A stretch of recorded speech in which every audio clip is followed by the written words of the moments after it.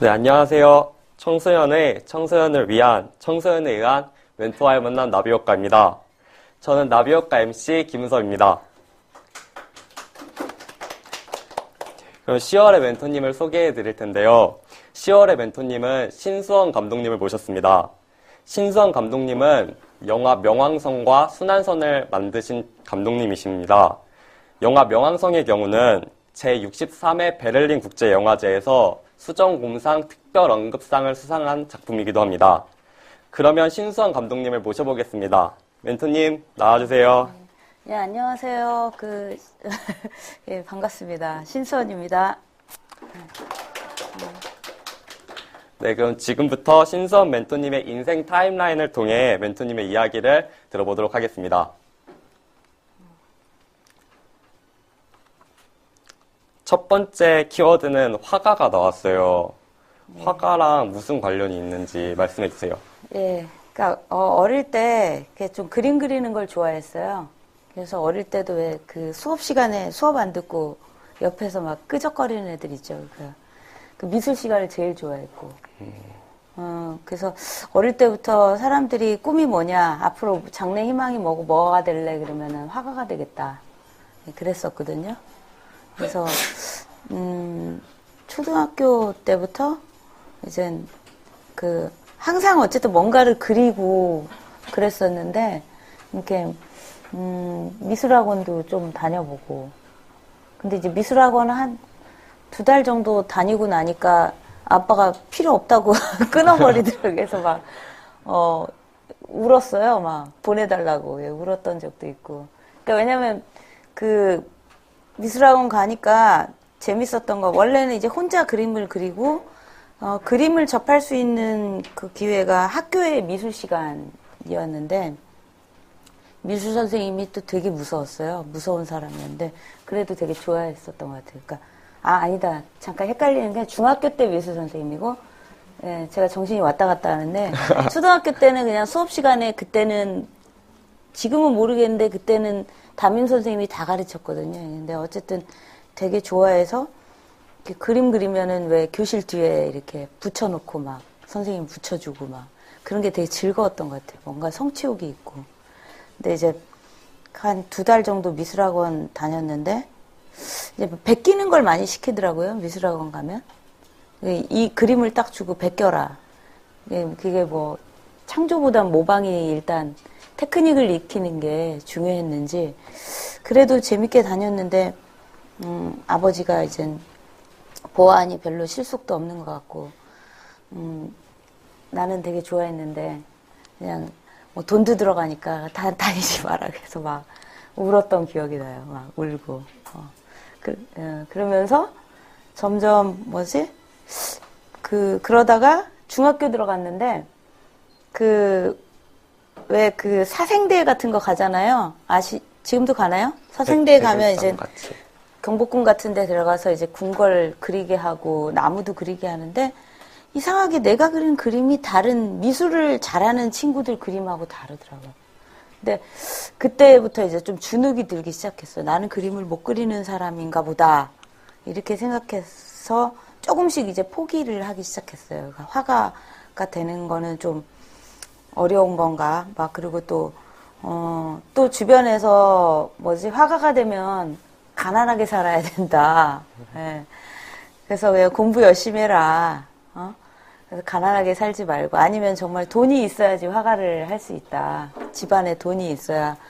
만약에 대학에 들어가더라도 화구라든지 미술에 관련된 재료 이런 것만 사더라도 엄청나게 많이 들어가는데 어떻게 감당하겠냐. 이런 얘기들이 막 들려옴에도 불구하고 물론 중학교 3학년 때까지는 화가가 꿈이었어요. 누가 물어봐도 나는 화가가 되겠다.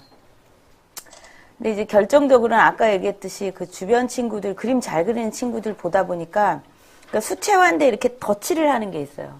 그게 일종의 테크닉이 필요한 건데 많이 미술학원에서 가르치는 거거든요. 근데 나는 미술학원을 안 다녔기 때문에 그 기법을 모르고 있었던 거죠. 근데 거기에 어린 마음에 주눅이 들고 나는 그림을 못 그리는 사람인가 보다. 약간 이제 포기를 하기 시작했던 것 같아요. 그러고 나서는 고등학교 들어가서는 아예 그냥 접어버렸어요. 그렇게 해서 화가의 꿈이 없어진 거예요. 네. 되게 아쉽게 또 화가는 한 명 잃었지만 또 대단하신 영화 감독님으로 또 우리나라가 또 얻게 된 것 같아서 또 의미가 있는 것 같습니다. 그럼 다음 타임라인을 봐볼게요. 다음 타임라인은 대학 입시라는 키워드가 나왔어요. 대학 입시에는 또 뭐가 관련되어 있나요? 결국 뭐 어쨌든 화가는 안 하겠다라고 생각을 했고, 그래도 그림은 좋아했어요. 고등학교 가서 미술 시간이 가장 행복했던 것 같아요. 그래도 체육은 정말 싫어했고 운동하는 거 싫어했고, 그리고 1학년 때는 고등학교 딱 들어갔더니 성적이 너무 안 좋더라고요. 그러니까 고등학교를 이제 시내 중심 종로 쪽에 있는 학교에 들어가게 됐는데 너무 성적이 아주 충격적이었어요. 처음에 내 성적을 받아보고.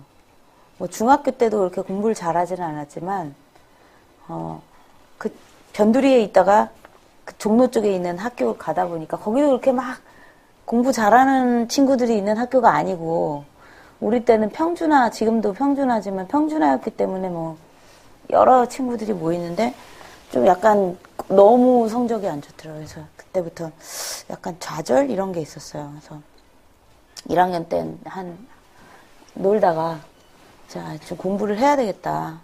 어차피 내가 보기에 내가 화가가 되는 것도 힘들고 주변에서 공부 열심히 해서 대학 들어가라. 대학 들어가서 이제 좋은 대학 들어가면 어쨌든 네가 하고 싶은 거 할 수 있는 기회가 더 열리니까, 예, 그런 얘기를 계속 하잖아요. 근데 사실은 1학년 때까지는 좀 많이 놀았어요. 1학년 말쯤에부터 이제 공부를 하기 시작했죠. 공부를 하기 시작했는데 이젠 그러면서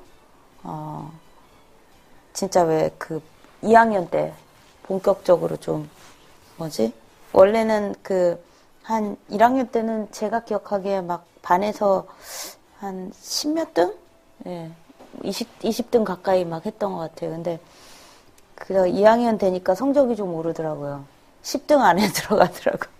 그래서 뭔가 공부에 재미를 느끼기 시작했어요. 재미를 느끼고 2학년 말쯤에 가서 그때는 이젠 3학년이 되니까 지금도 마찬가지지만 그때도 지금은 더 공부하기 힘들잖아요. 고등학생들이. 근데 그때도 뭐 노는 친구들도 있고 저는 또 학교가 종로였기 때문에 놀기 되게 좋아요. 저희 학교는 특히 공부를 거의 안 시켰어요. 그러니까 지금 보충 수업, 야자 이런 것도 거의 없었어요.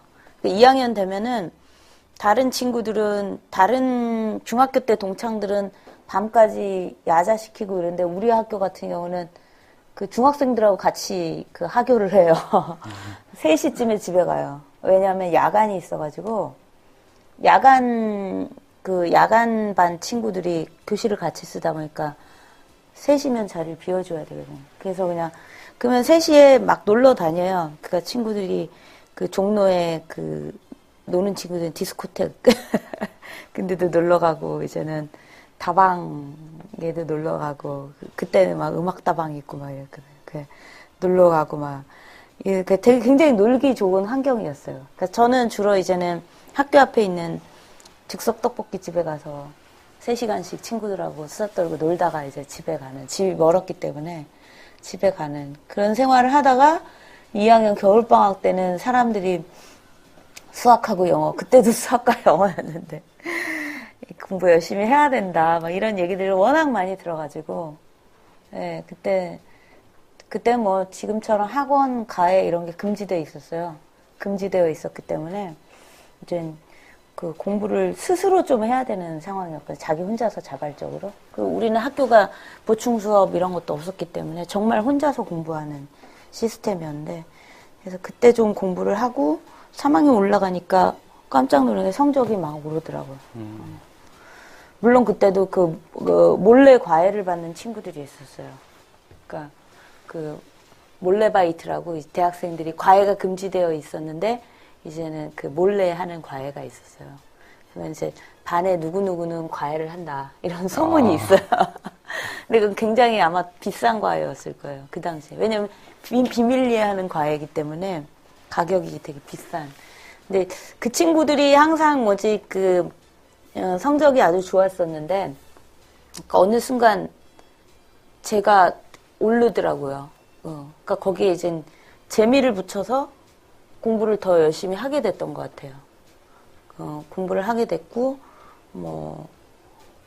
그리고 이제는 대학에 이제 진학을 하게 됐는데, 이제 좀 돌이켜보면, 지금도 마찬가지지만 어떤 맹목적으로 달려갔던 것 같아요. 원래 꿈은 화가가 되는 거였는데, 가끔 그 생각을 해요. 제가 지금 물론 영화 감독을 하고 있지만, 만약 그때 내가 화가가 됐거나 혹은 만화가가 되고 싶기도 했거든요. 그랬으면 내 인생이 어떻게 바뀌었을까? 예, 그런 생각을 하는데, 그러면서 돌이켜보는 거는, 굉장히 좀 맹목적인 그 입시 위주의 어떤 교육이 우리 때도 있었고, 지금도 마찬가지고, 그런데, 만약에 그때 내가 그린 그림이, 그 학원에서 어쨌든 배운 것이 아니기 때문에 다를 수도 있는 거거든요. 근데 그때 기억나는 게 고등학교 때 한번 수업 시간에 정물화를 그렸는데 미술 선생님이 그걸 가져가더라고요. 그리고 학교 복도에 붙여놓더라고요. 그 정물화는 저는 못 그렸다고 생각했거든요. 왜냐면 다른 친구들이 그리는 수채화의 어떤 기법들하고 되게 달랐어요. 저는 되게 물감을 많이 써서 그랬는데 지금 생각하면 약간 유화 느낌이 났던 것 같아요. 물감을 많이 써가지고서 어떤 세밀하게 그렸던 건데 그 선생님이 왜 가져갔을까요? 점수도 되게 높게 줬었어요, 그때. 너무 좋은 작품이 나와서. 그러니까, 그때 약간 뿌듯하긴 했죠. 왜냐면 화가의 꿈을 포기하긴 했지만, 그래도 뭔가 왜냐면 그때는 그 반에서 소심한 아이였기 때문에 발표도 거의 안 하고 해서, 제가 물어봤을 수도 있는데, 선생님, 제 그림이 어때요? 라고 물어봤을 수 있었는데, 이미 그런 꿈을 포기해버렸기 때문에, 묻는 것조차도 행위를 안 했던 것 같아요. 만약 그래서 그 선생님이, 하나에게 나는 화가가 되고 싶은데 라고 했으면 그 선생님이 너 한번 시도를 해봐 이렇게 얘기했을 수도 있었을 것 같아요. 그 선생님이 좀 이름도 사실 기억 안 나거든요. 인상적이었던. 가끔 그 그림을 생각나요. 찾고 싶은데 어딘지 모르고 이제 없어졌겠죠. 없어졌겠지만 그래서 대학 시절 대학 가기 전까지 고등학교를 생각해 보면 기억나는 게 별로 없어요. 고등학교 때 기억나는 추억이라든지 이런 거는 그냥 수업 끝나면 떡볶이집 가서 애들하고 수다 떨고 놀았던 거. 네, 그런 거. 그리고 그 당시에 뭔가 진지하게 꿈을 얘기하고 이랬던 친구들은 쟤 왜 저러지? 약간 이상하게 보는 그런 것도 좀 있었던 것 같고. 그런 것들 요즘 와서 생각해 보면 과연 이게 정상이었던 삶을 살았던가. 네, 그런 생각을 하죠. 네. 네, 그럼 대학 입시를 지나서 대학교 얘기를 들어보고 싶어요. 다음 타임라인은 교사거든요. 네. 사범대학교에 진학하셨어요? 네. 대학교에 사범대학 들어갔는데 그것도 역시 교사가 되겠다고 들어간 게 아니라 네. 여러분은 어떨지 모르겠지만 그냥 대학이 목표였어요. 대학이 목표였고 또 집안 형편이 그렇게 좋지 않아서 사립대는 못 갔어요. 원래는 좀 사립대학 가고 싶었는데 가고 싶은 학교가 있었는데 등록금이 이제 3배로 비쌌기 때문에 이제 집에서는 국립에 들어갔으면 좋겠다. 그러다 보니까 점수를 학력고사 점수를 갖고 고르다 보니까 이제 사범대학이 안전한 과에 지망을 하자. 그래서 들어가게 된 거지 교사를 하겠다는 생각은 정말 전혀 없었어요. 추워도 없었어요. 그냥 일단 대학에 가자였지. 무슨 과에 정확하게 들어가신 거예요? 독일어 교육과에 들어갔는데, 독어 교육과에 들어갔고, 들어가서는 이제 저희 때는 대학 들어가면 그 사람들이 그래. 고등학교 때까지 왜 눌려졌던 그 욕망이 있을 거 아니에요. 대학교 들어가서 다 해야지, 이런 거. 그러니까 저는 이제 고등학교 때 틈나면은 장난을 많이 쳤는데 그게 뭐냐면 연습장에다가 그림을 그려요. 그럼 항상 그 캠퍼스에 내가 잔디밭에 누워있는 그림. 네. 그런 그림을 항상 그렸어요. 눈 감고도 그릴 수 있을 정도로 예, 그랬는데 그만큼 그 대학 들어가면은 놀아야 되겠다. 예, 이런 것이 있었던 거죠. 고등학교 때까지는 정말 뭐 공부만 해야 되는 이런 상황이었기 때문에. 그래서 대학에 들어가서 사실 공부 안 했어요. 정말 안 했어요. 정말 안 하고, 주변에 친구들도 공부하는 친구들이 거의 없었어요. 예. 그만큼 뭔가 고등학교 때가 눌려 있었고, 그리고 저희 때는 또 데모를 많이 했죠. 그때는 데모를 많이 해서 이제 더 공부를 안 했던 것 같아요. 왜냐면 그때는 대학생들이 뭔가 청년들이 그 사회를 바꿔야 된다 이런 의식들이 있었기 때문에, 예. 그리고 막 그 선배들이 막 잡혀가기도 하고 막 좀 그랬어요. 예. 그러니까 캠퍼스 교정 안에 막 경찰들이 와 있고 막 이러던 때라서 이번엔 굉장히 제가 나이 많이 먹은 것 같은데 요즘은 그런 거 없잖아요, 별로. 근데 저희 때만 해도 그리고 90년대 한 중반, 후반까지만 해도 그런 분위기들이 있었었는데 캠퍼스 안에 그래서 그냥 예, 좀 대신에 공부를 열심히 하진 않았지만 또 그 친구들 사이의 어떤 우정이라든지 예, 뭐 새로운 것들을 또 많이 봤던 것 같고 책도 또 책을 되게 많이 읽었던 것 같아요. 그 틈에도 고등학교 때 책을 거의 못 읽었기 때문에 특히 저희 이제는 가족 중에 저희 오빠가 책을 엄청나게 많이 읽던 독서광이었는데 저를 많이 비웃었어요. 고등학교 때. 너는 도스토옙스키도 모르지. 톨스토이도 모르지. 막 정말 빈정거렸어요. 빈정거려서 고등학교 딱 그 시험 보자마자 그때부터 이제 도스토옙스키를 읽고 톨스토이를 읽고 집에 있던 책들을 막 열심히 고전 이런 것들을 읽었던 기억이 나요. 왜냐면 그전에는 사실 중학교 때까지 셜록 홈즈라든지 궤도루팡 이런 책들을 굉장히 좋아했거든요. 그런 걸 되게 열심히 읽었었는데 고등학교 들어가서 사실 수학 정성 뭐 영어 뭐 이런 참고서 이런 더미 속에서 사실 살았기 때문에 그런 욕구들이 있었어요. 그래서 대학교 들어가면서 약간 좀 문학 이런 것들도 접하게 되고 또 이제는 뭐 이런저런 사람들도 많이 만나고 그런 것들이 좀 다른 영역에서 강의실에서 공부하는 건 아니지만 제가 언어 전공인데도 공부를 안 했거든요. 예. 지금 다 까먹었어요. 예. 독일 얼마 전에 올해 초에 독일에 갔었는데도 독일어를 예, 구텐탁 이런 몇 마디밖에 못하는 그 전공이었음에도 불구하고 그랬는데 뭐 그런 것들이 있었죠. 그리고 이제 교사가 된 거는 결국은 저희 때는 임용고시가 제가 마지막 세대예요. 임용고시 바로 직전이어서 운 좋게도 발령을 받을 수 있었어요. 그래서 실제로 교사가 됐어요. 예, 시험 봐서 들어간 게 아니고 원래는 기자가 되려고 했어요. 기자 시험을 볼까 하고 이렇게 하고 있었는데 교사 발령이 좀 빨리 나는 바람에 이제 직장 생활을 하게 됐어요. 요즘 그냥 출근을 하게 되다 보니까 해서 한 1년 동안은 기자 시험 봐야지 이런 생각이 있었어요. 근데 사람들이 말리더라고요. 주변에 선생님들이 기자. 저는 기자분들을 어쨌든 뭐 기자도 되게 좋은 직업이라고 생각하는데 교직에 한 1년 있다 보니까 거기 제가 왜냐면 적응이 잘 돼요. 빠른 사람이에요. 그래서 재밌더라고요. 네, 학교 생활이. 그래서 이제 그냥 교사 생활을 몇 년 동안 하게 된 것 같아요. 교사를 그럼 정확히 몇 년 정도 하신 거예요? 한 10년 가까이 했죠. 네, 10년 정도 했어요. 그럼 교사 생활을 하면서 네. 뭔가 재밌었거나 그런 점은 있으셨어요? 재밌었어요. 재미없으면 안 하죠. 그렇게 오랫동안 안 하죠. 그러니까 처음에는 내가 뭐 누구를 가르쳐 내 주제에 그런 게 있었는데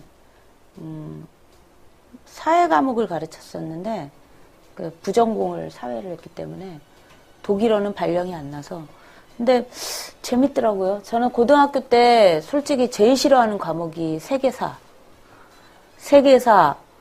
정치 경제, 사회, 지리 이쪽이었는데 그걸 전공하게 되다 보니까 또 가르치는 건 또 재밌는 거예요. 물론 덕분에 그쪽 공부를 더 많이 하게 되죠. 왜냐면 수업 들어가려면 준비를 해갖고 들어가야 되니까. 지금 열심히 이렇게 봤던 것 같아요. 보면서 특히 세계사를 되게 좋아했어요. 세계사, 막 진짜 고등학교 때는 그리스 정치인들 이름 외우는 거에 질려가지고 막 정말 싫어했던 과목인데 막상 또 가르치다 보니까 너무 즐겁고 또 내가 중학교 때 시절을 벗어나 몇 년 후에 아이들을 보니까 또 재밌더라고요. 물론 말을 안 듣는 아이들이었지만 굉장히 재밌고 또 선생님들을 되게 좋은 선생님들을 많이 만났던 것 같아요. 그래서 그 동료들도 되게 좋고 그랬던 분들 굉장히 즐거웠어요. 즐거웠는데 한 7년 지나니까 매너리즘이 오더라고요. 지겨워지. 모든 직업이 그런 것 같아요. 딱 직장 생활도 그렇고 뭔가 이렇게 조직 생활이라는 게 딱 빨리 오는 사람들은 되게 빨리 와요. 한 3년. 근데 저는 되게 늦게 왔어요. 한 7년 정도 지나니까 좀 지겹더라고요. 그 사이에 제가 뭘 하고 있냐면 수업 시간에 들어갈 때 만화를 그려서 수업을 하고 있었어요. 네. 그냥 하는 게 재미가 없는 거예요. 저 스스로도. 그때는 이제 컴퓨터가 이제 이게 보급이 되기 시작할 때였거든요. 컴퓨터 그래픽을 공부를 했어요. 공부를 해서 포토샵 뭐 이런 거 해서 직접 만화 그려가지고 만화로 CD 구워갖고 들어가서 수업하고 이러면서 결국은 뭐냐면 예전에 내가 갖고 있었던 그 꿈, 이걸 포기하지 않은 거죠. 네. 네. 그림 그리던 거. 그래서 그걸 하고 있는 거예요. 그리고 그런 상황에서 약간 소설을 쓰기 시작했어요. 뭐 이야기를 만드는 걸 하고 싶더라고요. 그래서 소설을 쓰기 시작했는데, 운이 좋게도 어쨌든 그 소설이 단행본으로 나오기도 하게 됐고, 그러면서 좀 한 7년 정도 된 후에 심각하게 저의 미래에 대해서 내가 과연 교직에 이거를 평생 직장으로 할 것인가 라는 고민을 하기 시작했어요. 정말 저보다 훌륭한 선생님들도 많은데 오히려 정말 교사를 하고 싶은 사람들이 하는 게 맞지 않나 이런 생각들을 또 하게 되고 하지만 판단을 못하는 게 내가 왜냐면 생계이기도 하기 때문에 이 직업이 그러니까 쉽게 판단을 못했는데 그러다가 이제는 신문 광고에서 영상원 한예종 광고를 봤어요. 한국예술종합학교 광고가 요만하게 나오는데 뭐 4년제더라고요 처음에는. 그래서 4년 동안은 내가 그거를 할 수 없을 것 같아요. 근데 나중에 몇 년 지나니까 2년제가 나오더라고요. 2년 동안 해서 소설을 하고 싶었는데 시나리오 전공 모집이 있더라고요. 그래서 시나리오는 저한테 생소한 분야긴 하지만 소설하고 뭔가 이렇게 약간 매치되는 부분이 있을 것 같았어요. 그래서 작정하고 이제 시험을 봤어요. 근데 다행히도 시나리오 전공 수업이 포트폴리오 제출인데 저한테 소설이 있었기 때문에 소설을 포트폴리오로 제출을 했죠. 그래서 그리고 이제 시험을 보고 이제 통과가 돼서 이제 거기서 이제 들어가게 됐는데 원래는 이제는 소설을 쓰려면 시간도 필요하고 또 직장을 휴직을 해야 됐기 때문에 휴직도 하고 이제 겸사겸사 소설을 써보면서 나의 장래에 대해 고민을 해보겠다. 네, 그렇게 해서 지원을 하게 됐어요. 네. 그럼 매너리즘에 걸쳐서 다른 직업을 찾게 됐는데 그렇게 해서 영화 감독으로는 어떻게 데뷔하시게 된 거예요? 네, 그래서 그 영상원에 들어가서 이제는 영상원에 딱 가니까 제가 그때 나이가 34살인데 막 저랑 10살 정도 차이 나는 친구도 제 동기고 막 연령 차이들이 막 다양했어요. 저보다 한두 살 많으신 분도 있고 굉장히 학교가 뭔가 이렇게 자유로운 분위기였어요. 규정되어 있는 제가 이제까지 다니던 학교랑은 굉장히 다른 거기서 뭔가 뭐라고 해야 되나? 새로운 분위기? 이런 것들을 접하게 됐고, 그러면서 자연스럽게 수업이 이제 시나리오 수업을 하게 되다 보니까 시나리오 쓰는 게 재밌더라고요. 소설하고는 다른 형식인데. 그리고 또 영화도 찍게 됐어요. 그때는 필름이었는데 16mm 필름으로 영화를 찍을 수 있는 기회를 주는데 그 영화라는 게 혼자서 하는 게 아니잖아요. 소설을 혼자 쓰고 이런 혼자 고민하고 보여주고 모니터링을 구하기는 하지만 어쨌든 혼자 작업하는 건데 영화는 그게 아니거든요. 10명부터 20명 정도에 가까이 온 배우도 섭외해보고 동기들하고도 같이 일해보고 또 저를 위해서 밤을 새워가면서 일하는 친구들이 또 있어요. 예. 저도 또 그 친구들한테 품앗이처럼 해줘야 되고 이런 활동들이 굉장히 좀 재밌었어요. 즐거웠어요. 물론 힘들기도 했어요. 왜냐면 처음 해보는 거기 때문에 다들 나를 카메라 앞에서 쳐다보는데 사인이죠. 콜 사인. 그러니까 레디 액션. 이것도 제대로 못하고 버벅거리고 막 이런 약간 부끄러운 경험도 있었는데도 불구하고 뭔가 그 완성이 돼서 영화가 나왔을 때 진짜 어둠 속에서 이렇게 딱 이제 영상이가 돌아가고 저의 첫 영화가 딱 나올 때 그때 그 약간 환타지?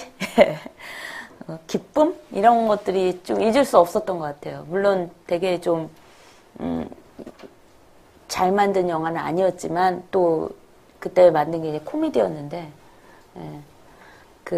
재밌게 봐주시고 또 영화가 끝난 다음에 한 두어 명의 친구들이 와서 내 영화를 되게 좋게 봤다. 앞으로 친하게 지내자. 이런 친구들도 생기고, 이런 것들이 뭔가 새로운 경험이었어요. 그래서 원래는 저는, 그러니까, 영화를 하려고 영상원에 간 게 아니에요. 참, 영상원을 지망하시고, 또 거기 계신 분들한테는 죄송한 얘기지만, 다른 목적이 있었는데, 우연히 가게 된 것이 어떤 필연이 되는 약간 이상한 경험들을 하게 된 거죠. 그래서 너무 즐겁고, 그러다 보니까, 또 영화 하고 싶어지더라고요. 또 만들고 싶더라고요. 예. 그래서 결국은 나중에는 선생을 하는 걸 그만두긴 정말 힘들었어요.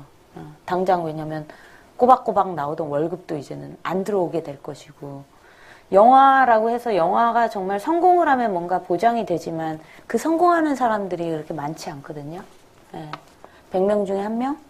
예. 일까? 아니면 정말 몇백 명 중에 한 명일 수도 있어요. 예.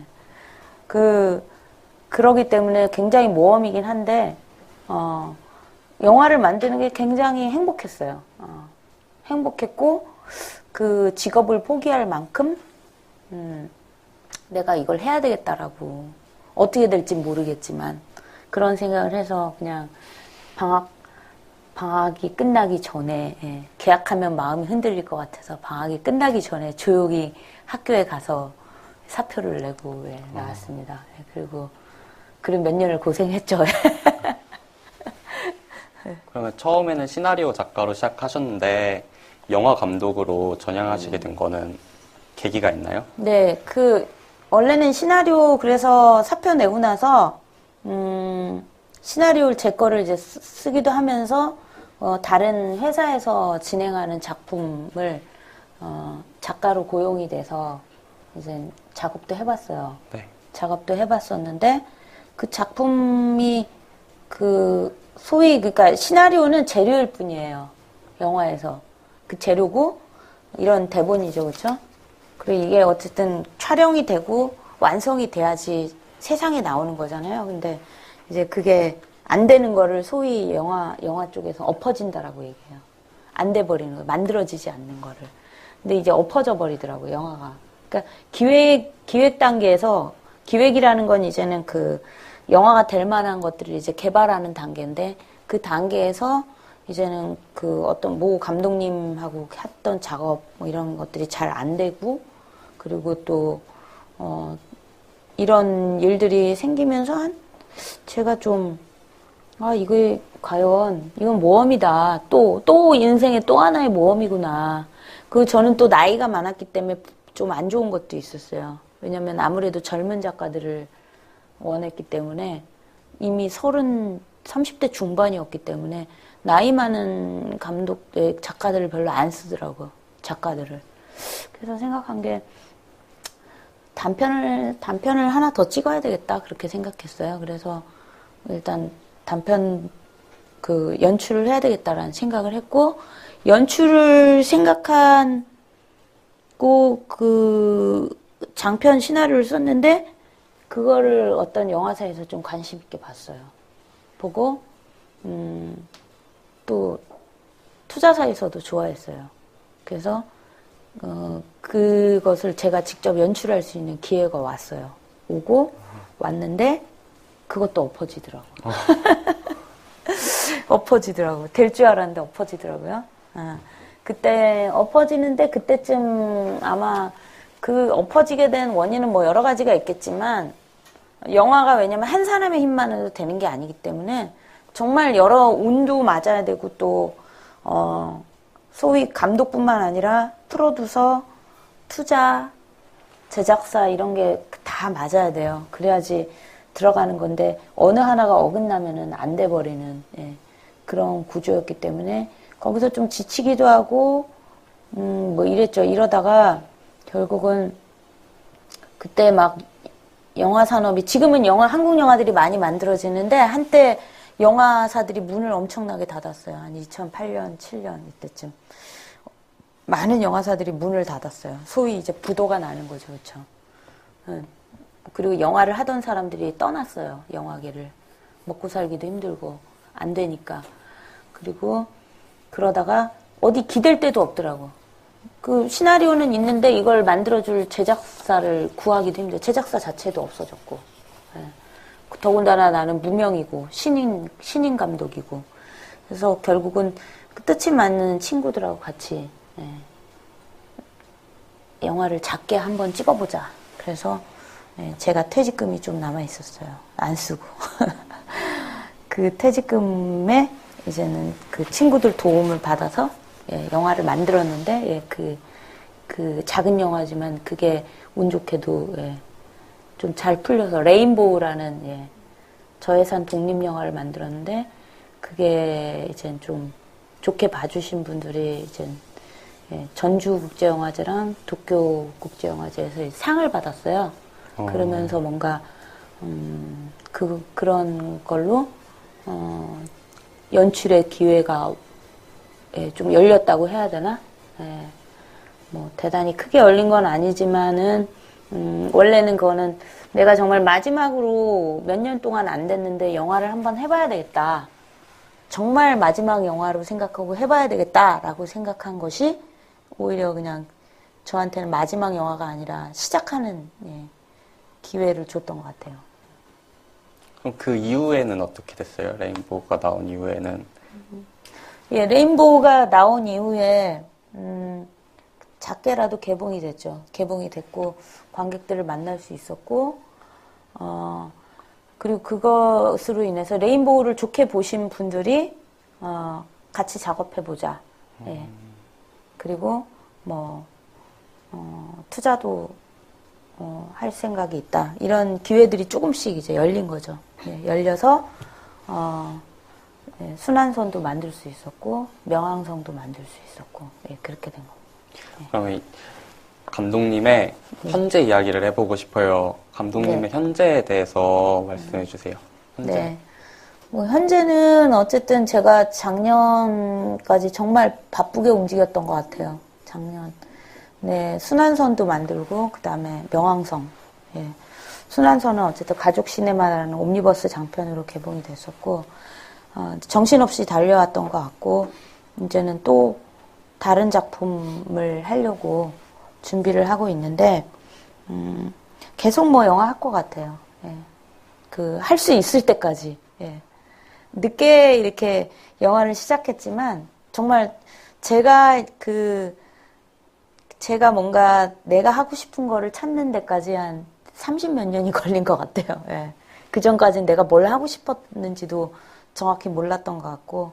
그래서 현재 뭐 영화를 하는 게 항상 행복한 것만은 아니에요. 어려운 일도 있고, 영화라는 게 그 시나리오도 정말 중요하고, 잘 써야 되니까. 대중들하고 어떤 공감을, 대중들의 공감을 얻을 수 있는 어떤 시나리오를 쓰고, 또 그게 또, 투자사도 만나야 되고, 좋은 배우랑도 만나야 되고, 이런 여러 가지들이 있어서, 어려운 점이 있고, 고민도 많지만, 아무튼 저는 영화를 찍고 이런 게 굉장히 행복해요. 네. 그래서 계속 영화를 할 것 같아요. 네. 그러면 혹시 감독님은 꿈이 있으신가요? 지금 꿈은 지금 말한 것처럼 예. 계속 영화를 예, 찍는 영화를 찍는 거죠. 예. 죽을 때까지 그 몇십 네, 년이 죽기 되든 전까지 예. 가장 부러운 감독님들이 죽기 전까지 영화 찍으신 분들이에요. 예. 그래서 그 뭐지? 어떤 분은 제가 도쿄에서 도쿄영화제 때 뵀던 분인데 그 휠체어를 타고 수상식 자리에 오시더라고요. 그 중풍이 걸리셨는데 그 마지막까지 촬영을 하신 거죠. 그 이 휠체어에 타고 그래서 휠체어에 타서 그 거동이 불편한데 만든 영화가 거기 도쿄영화제에서 수상을 했어요. 그래서 수상식에 본인의 힘으로 못 오시니까 이제 휠체어를 이제 그 사람들이 올려가지고 이렇게 무대가 있거든요. 안아 올려서 이렇게. 그리고 그 이듬해 돌아가셨다는 소식을 들었는데 굉장히 한편으로는 몸이 불편하시니까 이제 좀 그렇긴 하지만 한편으로 굉장히 부러웠어요. 예. 그러면 제가 궁금한 점이 있는데 어릴 때 꿈은 화가였고 또 교사를 네. 하셨고 네. 영화 감독을 지금은 하고 계신데 네. 만약에 어릴 때로 돌아가셔서 지금 어릴 때라면 화가를 하실 것 같아요? 아니면은 계속 지금처럼 다시 삶을 사실 것 같아요? 영화 감독으로서? 예, 어릴 때 모르겠는데 어릴 때로 돌아갔으면 네. 두 가지 중에 하나일 것 같아요. 음악 아니면 영화. 음악? 예, 음악. 예. 음악도 좋아하셨어요? 아, 음악은 나중에 어쨌든인데 네. 만약에 돌아간다 그러면은 네, 음악을 하거나 아니면 예, 영화 감독이었을 것 같아요. 음악은 구체적으로 어떤 음악은 옛날부터 뭐 악기를 잘 연주하고 이런 건 아니고요. 네. 듣는 걸 굉장히 좋아했었는데 나이가 들고 영화를 하다 보니까 음악에 대한 욕심이 많아져서 내가 옛날에 그 음악을 했으면 어땠을까 이런 생각도 좀 하게 되더라고요. 저는 연주 잘하는 사람들이 되게 부러워요. 기타 잘 치고 드럼 잘 치고 막 이런 사람들이 되게 부럽거든요. 그래서 그런 생각도 해봤어요. 예. 근데 영화를 했을 것 같아요. 그럼 지금 삶에 대해서 되게 만족해 하시는 것 같아요. 뭐 100% 만족은 아니죠. 100% 만족하는 인생은 없는 것 같아요. 예. 영화 감독으로서 삶을 사는 거에 대해서 장점이 있으면 또 단점도 있잖아요. 네. 어떤 장점이 있고 어떤 단점이 있을까요? 장점은 아무래도 뭐 본인이 하고 싶은 거를 그 영화가 굉장히 힘든 직업이기 때문에 정말 자기가 하고 싶지 않으면 버티기 힘들거든요. 그래서 그냥 난 감독이 되겠어. 뭔가 그 꿈을 갖고 왔다가 포기하고 돌아가는 사람들이 많아요. 왜냐면 그만큼 힘든 일이기 때문에 인내심도 많이 필요하고 또 그 때문에 근데 어쨌거나 자기가 만들고 싶은 거 뭔가 이렇게 사람들과 어떤 협업 같이 움직이면서 하는 것들을 되게 그래서 뭔가 창조를 해내는 건 굉장히 좋은 것 같아요. 근데 단점은 아무래도 시간이 많이 걸리고 뭔가 작품을 만드는데 시간이 정말 많이 걸리고 또 그러니까 1년에 한 작품씩 만들 수 있는 감독들이 별로 없어요. 예. 우리나라뿐만 아니라 예, 외국에도 별로 없습니다. 예. 그리고 어떤 분들은 두 번째 작품이 10년 걸리시는 분들도 있고 예. 그런데 그만큼 좀 그 어려운 거고 그 시간을 또 경제적으로 좀 버텨야 되는 그런 것도 있죠. 예. 그러면 제가 또 궁금한 게 있는데 베를린 국제영화제에서 수상을 하실 때 네. 어떤 기분이 드셨어요? 네. 뭐 원래는 수상할 줄 모르고요. 네. 모르고 그 시상식 때 이제 남아 있는 감독들이 이제는 폐막식 때 가거든요. 근데 이제 그때 저 통역을 해주시는 분이 있었어요. 코디네이터인데 통역해 주시는 분이 한국 분인데 그분이 이제는 그 마지막 날이니까 이제 맛있는 커피를 사주겠다 해서 커피랑 케이크 집에 데려가더라고요. 예, 베를린에 있는 맛있는 집. 거기서 이제 시상 그 폐막식까지 한 3시간 남았나? 근데 거기 이제 한국 친구들이 있었어요. 그 유학 온 친구들하고 같이 이제 그 수다 떨고 이러고 맥주도 한 잔 먹었어요. 독일 맥주가 맛있거든요. 이만한 거를 먹었어요. 그래서 이제 좀 약간 취하더라고요. 빈속에 먹었더니. 그리고 이제는 한 그 폐막식 장소에 이제 가야 되니까 이제 1시간 전에 이제 나왔어요, 거기서. 근데 걸어가기로 했거든요. 걸어가는데 술이 안 깨더라고요, 이게. 술이 안 깨는데 어차피 내가 수상할 거 아니기 때문에 사실 술 한 잔 정도 먹어도 되겠다라고 사실 갔는데 가서 앉아 있는데 안 부르더라고요. 그러니까 수상이 이제 몇 개가 있으니까 이제 본상은 마지막에 부르거든요. 가장 큰 상은. 근데 이제 처음부터 이제 몇 개 작품들을 부르고 감독들이 나가서 이제 받고 상 받고 이렇게 막 이러고 있는데 계속 안 불러요. 아, 역시 뭐 받을 일이 없겠지 이러고 있는데 이상하게 그 영어로 나오는데 제가 영어가 이렇게 잘하진 못하는데 이상하다 뭔가 이거는 명왕성 얘기인가 이런 느낌들이 있더라고요. 근데 갑자기 그 명왕성의 영문 제목이 플루토거든요. 플루토 딱 부르더라고요. 그래서 그때가 정말 그 가장 큰 상이 수정곰상이에요.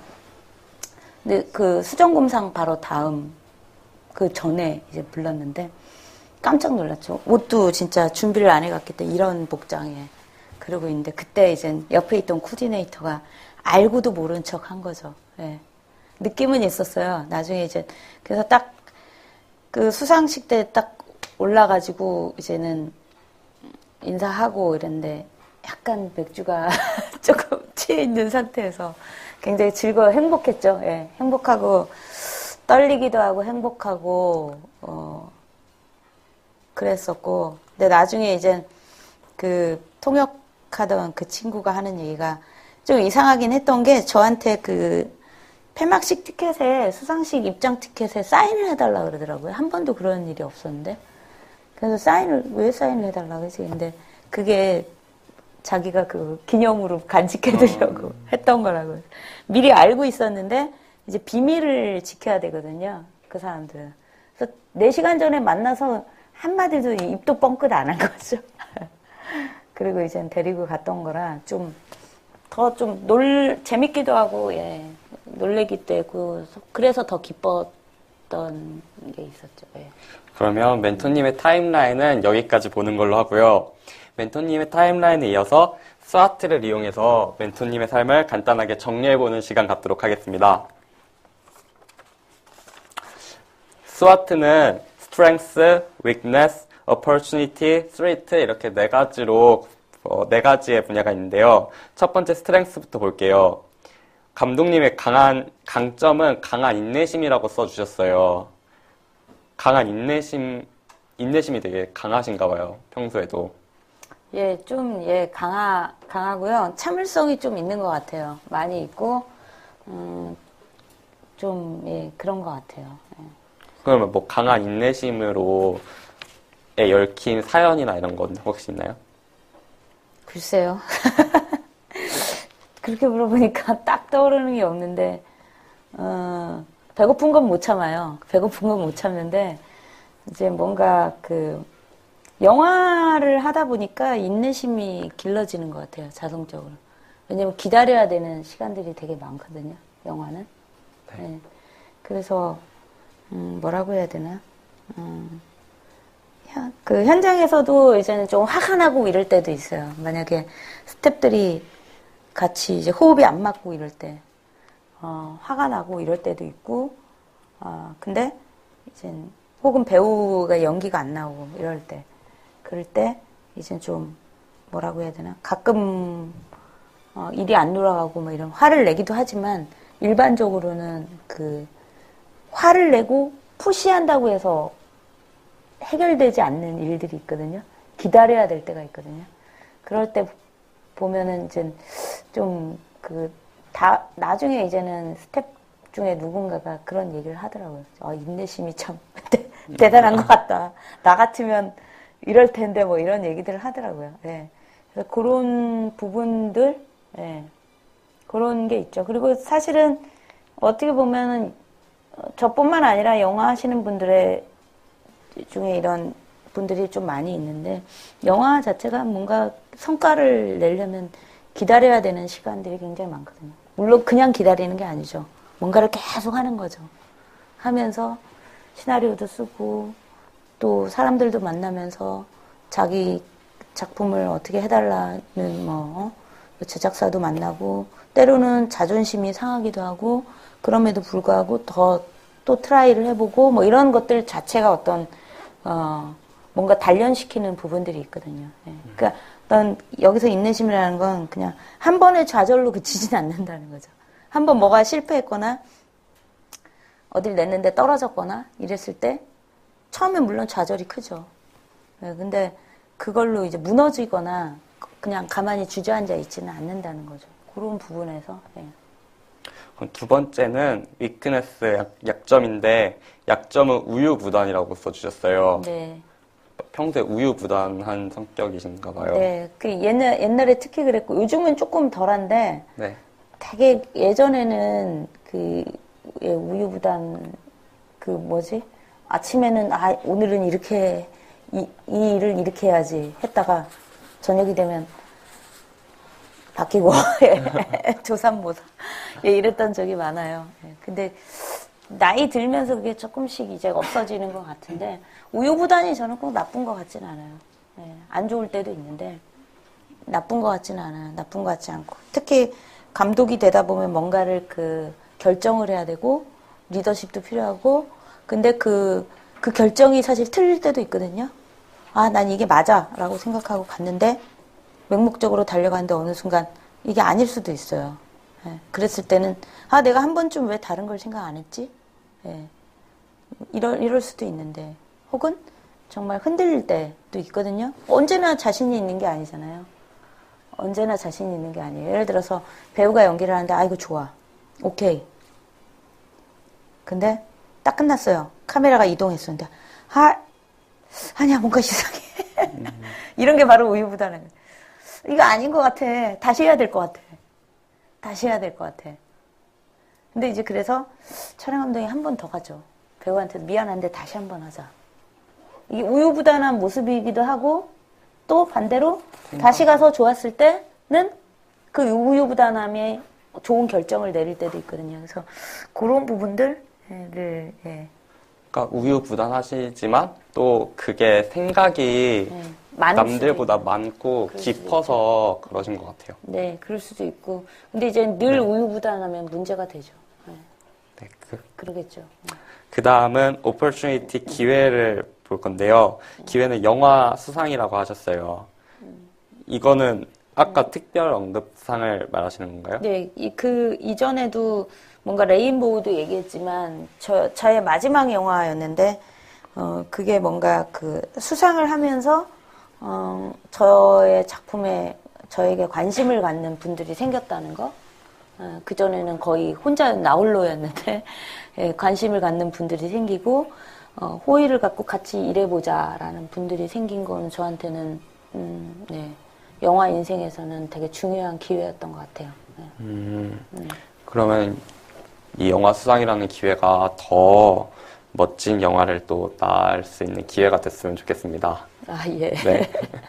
그 다음은 위협을 볼 텐데요. 위협은 최근 영화 관객 수 저조라고 써주셨어요. 네네. 이거는 뭘 의미하는 건가요? 네, 이번에 어쨌든 명왕성을 개봉했는데, 물론 저예산 영화 한 5억 정도 들여서 만든 영화인데, 그거에 비해서는 특히 대작들 틈에서 7월에 개봉을 했는데, 일부에서는 관객이 이제 토탈 한 2만 7천 명 정도 들었어요. 근데 이제 저예산 영화 치고는 대박이다. 많이 든 거다라고 이제 얘기를 하시는데, 이제 또 제작을 하신 분들 입장에서는 더 좀 들기를 바랬거든요. 이제 그런 면에서 아무래도 관객 수가 제작자 입장에서는 많이 나오지 않았기 때문에 좀 걱정하는 면? 네, 그래서, 어쩔 수 없이 그 영화가 어떤 작품에 작품을 좋게 보신 분들이 베를린에서 상을 주고 뭐 이러기는 했지만 또 관객들을 만나는 건 또 다른 것 같아요. 일반 대중들을 만나는 거. 그래서 제가 이제 좀 생각한 게 작품성도 중요하고 근데 대중들과 어떤 공감을 끌어내느냐 영화 어차피 왜냐면 제가 나홀로 영화를 찍어서 나홀로 볼 사람 볼 건 아니잖아요. 관객들이 많이 봐주길 원하는 거고 뭐 제가 뭐 대단히 큰 욕심이 있어서 몇백만 뭐 천만 이렇게 되겠다 이런 생각은 사실 없어요. 예. 없지만 그래도 어느 정도 제가 만든 작품이 많은 관객들을 만나고 싶은 거는 누구나 감독들의 욕심이거든요. 그런 면에서 조금 고민이 많이 돼요. 예. 앞으로 어떤 영화를 찍어야 될까? 예. 전 개인적으로 명왕성을 굉장히 좋아해요. 좋아하고 순환선도 좋아하지만 앞으로 또 만들 영화는 어떤 그림이 돼야 될까를 많이 지금 고민하고 있습니다. 뭐 대단한 위기 위협이라기보다는 저에게 뭔가 고민이 되는 지점이죠. 예. 과제이기도 하고. 그럼 멘토님의 스와트도 여기까지 보는 걸로 하고요. 네, 이렇게 멘토님에 대하여 타임라인과 스와트를 통해서 많이 알아봤습니다. 이야기를 들으며 궁금하셨던 점이나 오늘 내용과 관련이 없지만 묻고 싶은 것들이 있다면 손을 들고 자유롭게 질문해 주십시오.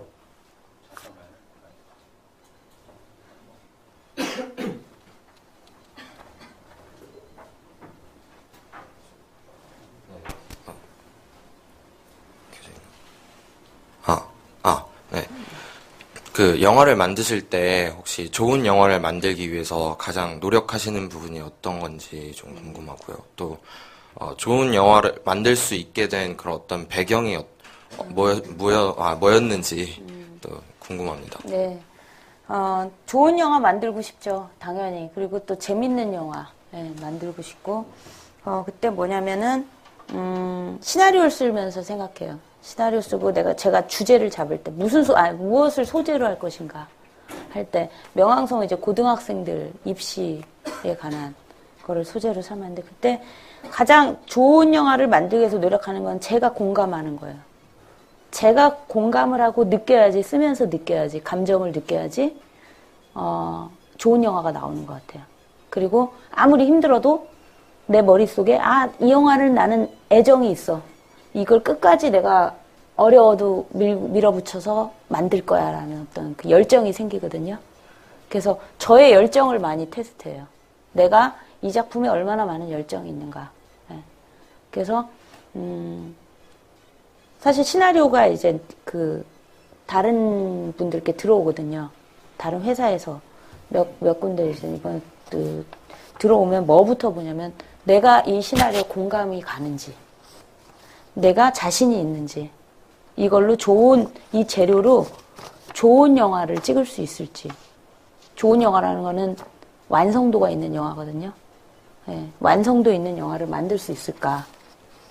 그리고 저는 그 완성도 있는 영화들이 결국 대중들과 소통할 수 있는 가장 중요한 첫 관문이라고 생각을 해요.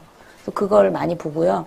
그리고 좋은 영화가 만들어지게 되는 거는 감독뿐만 아니라 좋은 스태프들이 있어야 돼요.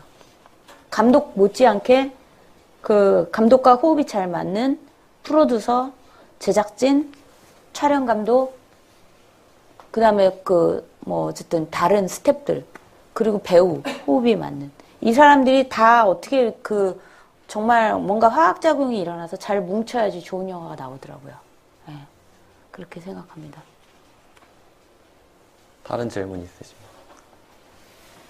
혹시 영화를 만드시는 데 있어서 이렇게 특별한 지표 같은 게 있으시다든지 아니면 영화를 통해서 조금 이렇게 말하고자 하는 바가 있으신지에 대해서 좀 알고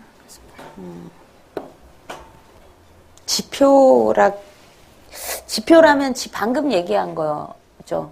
방금 얘기한 것처럼 영화를 그러니까 그런 건 있어요. 내 이름을 걸고 만드는 영화인데 후진 거 만들고 싶진 않아요. 네. 물론 열심히 한다고 다 되는 게 아니거든요. 후진 영화가 나오기도 해요. 네. 완전 100% 만족스러운 영화가 나오진 않아요. 근데 그 태도, 마음가짐 이건 되게 중요한 것 같아요. 그래서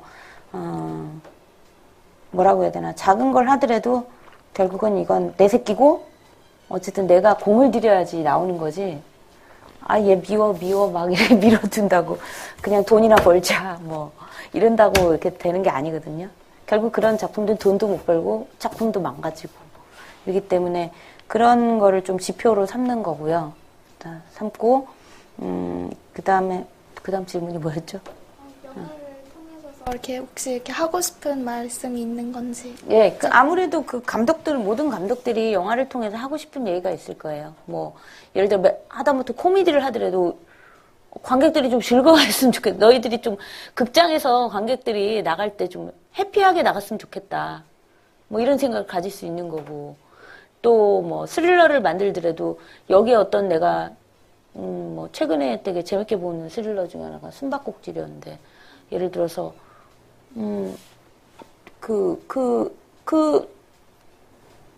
우리에게 집이라는 게 어떤 존재인가. 그럼 집이 없는 사람들은 또 집이 없는 사람을 사실 범죄자로 만든 거잖아요. 예, 범인으로 보신 분들은 알겠죠. 그런 것들을 이렇게 보면서 뭔가 전달하고자 하는 게 있죠. 아무래도 감독의 어떤 의도라는 게 있는 거고, 저 역시 그런 게 있죠. 그런 게 있고, 명왕성 같은 경우는 정말 고등학생들을 완전히 입시 기계로 몰아넣는 지금 현재 어떤 기성세대들의 사회 분위기, 그런 거를 좀 얘기를 하고 싶었던 거고, 당연히 그런 것들은 가지고 있죠. 네.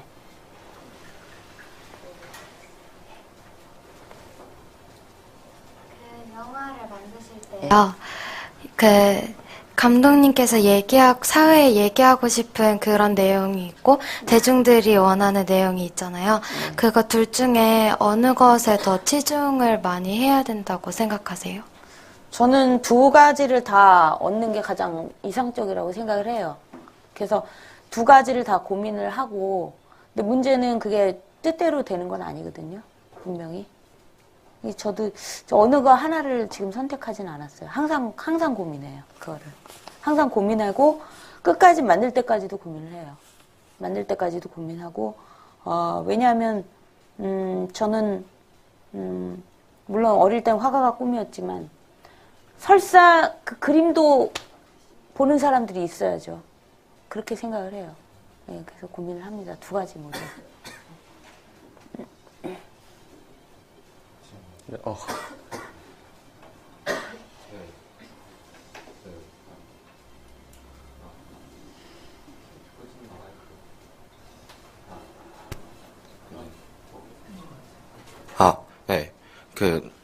이제 좋은 영화를 만들기 위해서 하나의 시나리오나 이런 내용에 대해서 되게 공감을 꼭 해야, 그리고 이제 정말 그렇게 자기가 하나가 돼야 좋은 영화가 나온다고 하셨는데, 그러면 명왕성도 혹시 이렇게 타임라인도 보고 하니까 혹시 자신의 이제 삶이 좀 반영된 그런 게 있나요, 혹시? 예, 아무래도 그런 게 있죠. 저도 왜냐면 고등학교 때 아까 타임라인 때 얘기했지만 정말 맹목적으로 정말 입시를 위해서 고등학교 3학년을 달려갔었기 때문에 돌아보니 그런 거예요. 돌아보니 과연 이게 옳은 것인지. 그때 결국 내가 선택한 물론 좋은 대학에 가긴 했지만 그것이 제 인생에 분명히 도움이 됐을 거예요. 도움이 안 됐다고 말할 수는 없어요. 예. 도움이 됐어요. 예, 도움이 됐는데 문제는 결국은 다시 돌아가는 거예요. 다시 원점으로.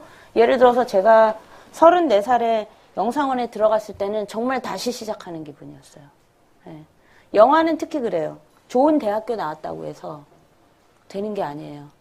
영화는 철저히 자기의 어떤 재능과 끼가 발휘돼야 되는 직업이에요. 그래서 보시면 알겠지만 그 유명한 감독님 중에 유승환 감독님 같은 경우는 대학 안 나왔거든요. 고등학교까지 나오고 아마 감독을 하고 있는 걸로 알고 있고 그런 것들이 참 물론 영화판도 학벌이 중요한 이런 것들이 있는 분야들이 있긴 하지만 감독이라든지 뭔가 창작을 하는 사람들은 굉장히 그게 정말 철저히 어떤 재능에 기반을 두고 있는 거거든요. 그래서 저는 34살 때 영화를 시작하면서 그런 생각을 했어요. 과연 내가 조금 더 일찍 영화 학교를 갔다거나 아니면은 정말 현장에서 일을 했으면 더 좋지 않았을까. 예, 물론 저의 직업적인 경험이 또 도움이 돼요. 왜냐면 교사를 하면서 많은 사람들을 만났고, 많은 학생들을 봤고, 어쨌든 사회생활을 한 거잖아요. 제가 어쨌든 직업이라는 걸로 돈을 벌어보고, 그걸로 생계를 꾸려나가기도 했고, 그런 것도 인생에 굉장히 중요한 경험이긴 하나, 반면에 가지 않았던 길에 대해서, 그랬으면 어떤 삶을 살았을까, 이런 생각을 한 적이 있어요. 그래서 그런 것들이 아무래도 명왕성에 반영이 되어 있죠.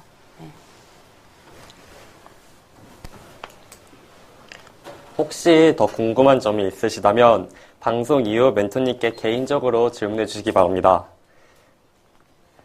네, 아쉽지만 신수업 멘토님과의 나비 효과는 여기까지입니다. 저도 평소에 명왕성이라는 작품을 봤었고 명왕성도 되게 재밌게 봤었고 한번 만나 뵙고 싶었던 멘토님과 함께 이렇게 얘기 편하게 나눌 수 있는 시간 갖게 돼서 정말 좋았고, 또 영화 감독님이라는 그 직업을 가진 분이 사실 우리 주위에 많이 없는데, 또 영화 감독님과 이렇게 얘기를 하는 기회가 돼서 더 뜻깊은 시간이었던 것 같습니다. 멘토님께서도 오늘 저희와 함께 하신 소감과 또 마지막으로 청소년들에게도, 또 영화 감독이 되고 싶어 하는 청소년들이 많이 보고 있거든요. 그런 청소년들에게 한 말씀 해주세요. 네. 제가 사실 여기 멘토라는 그게 굉장히 부담스럽더라고요. 뭘 가르치고. 저는 가르치는 일을 했지만 사실 굉장히 항상 늘 부담스러운데, 나비 효과라고 했는데 되게 좋은 제목인 것 같아요. 그래서 아마도 내가 되라. 예. 내가 되라. 이런 의미, 그리고 나비처럼 날아가라. 이런 의미가 이제 포함된 게 아닌가 그런 생각이 드는데, 제가 가장 고등학교 때나 젊은 시절을 돌아보면 정말 내가 없었던 것 같아요. 그 자리에. 예. 내가 없었던 것 같고, 그래서, 정말 나는 뭐가 될 거고, 어떤 사람이 될 거고, 이런 것들을 좀 일찍부터 우리가, 물론 대학에 가고 이런 것도 중요하긴 하지만, 그걸 부정할 수는 없는 것 같아요. 하지만 그런 것들을 좀 많이 생각하면서 자기 인생을 진짜 후회 없는 삶을 사는 것이 더 좋은 게 아닌가, 이런 생각이 좀 저도 말하면서 드네요. 예, 반가웠습니다. 네. 멘토님께 감사하다는 말씀 한 번 더 전하고요. 길었던 여름이 지나고 이제 가을입니다. 추워진 날씨에 감기 걸리지 않게 모두 다 조심하시길 바랍니다. 지금까지 청소년을 위한 청소년에 의한 멘토와의 만남 나비효과 MC 김은섭이었습니다. 감사합니다.